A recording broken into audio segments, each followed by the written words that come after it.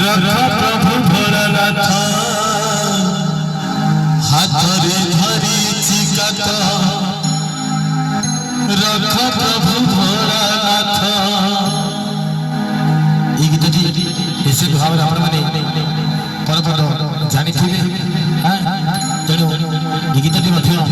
प्रस्तुत चली जागर आशीर्वाद करते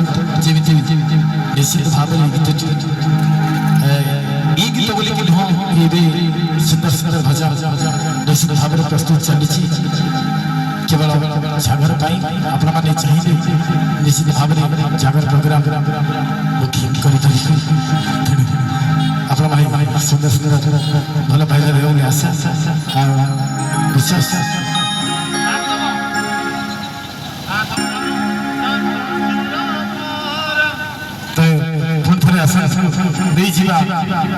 सुंदर भजन सुंदर भक्ति नहीं आम अनुष्ठान कलाकार तथा सह संपादक और सिद्धांत बाबू आसत शुणा सुंदर भजन जय जय जगन्नाथ जय जगन्नाथ।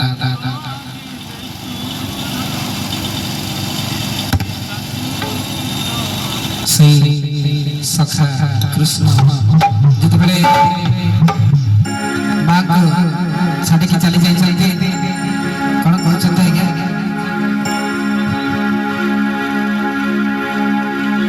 कन्ही कन्ही कन्ही